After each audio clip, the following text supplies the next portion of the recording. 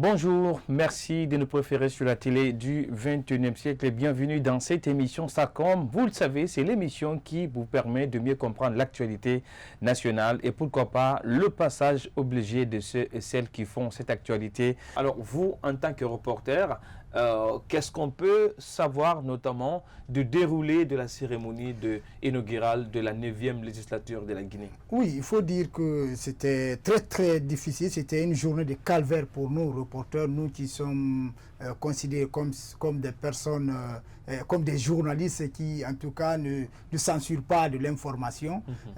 On était très nombreux. Voilà, la presse privée, c'est pas toute la presse aussi privée.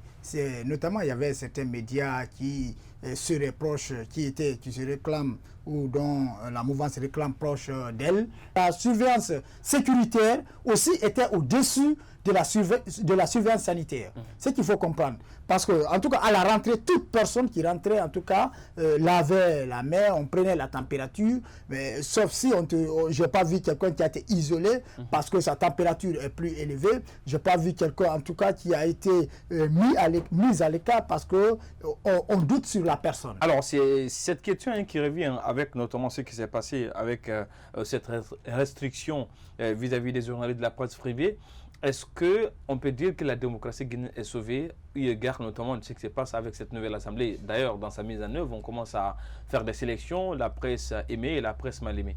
Oui, je crois le parti au pouvoir a confirmé, pour ne pas aller trop loin, a confirmé ce que le Reporters sans frontières a dit sur la Guinée. Même ceux qui se réclament de l'opposition ne sont pas capables de défendre la liberté de la presse. Merci Sayon Kamara pour notamment ce débrief par rapport à cette cérémonie qui s'est passée du côté du Palais du Peuple à l'occasion de la cérémonie inaugurale de la 9e session de la législature de la législature guinéenne, notamment en ce qui concerne la prise de fonction des nouveaux députés. Alors nous allons partir sur le terrain avec la réaction de quelques acteurs politiques.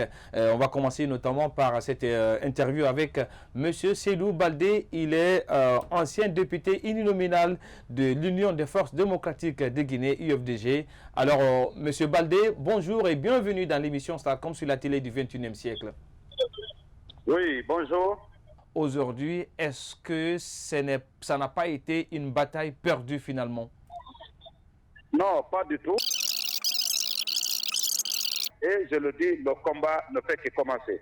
Monsieur Selou Baldé, je rappelle qu'il est tout simplement l'ancien député uninominal de l'AB qui était dans cette émission au compte du parti l'Union des forces démocratiques de Guinée. C'était tout ce qu'on pouvait dire de la réaction des acteurs politiques en ce qui concerne la rentrée parlementaire. Mais nous allons continuer, il faut le dire, avec d'autres numéros de l'émission SARCOM en ce qui concerne les réactions croisées sur cette actualité qui a marqué le début de la semaine en Guinée avec notamment la rentrée parlementaire de la 9e législature du pays qui a pris fonction, mais l'information la plus importante, c'est également l'élection de Amadou Damaro Camara au compte du parti RPG Arc-en-Ciel sans concurrence. Il a été porté à la tête du perchoir, notamment du nouveau Parlement guinéen. Mais vous restez sur la télé du 21e siècle car d'autres événements et d'autres réactions sur cette information vous parviendront dans cette émission SARCOM. Il ne me reste qu'à vous dire merci pour votre aimable attention, chers téléspectateurs, mais également votre confiance renouvelée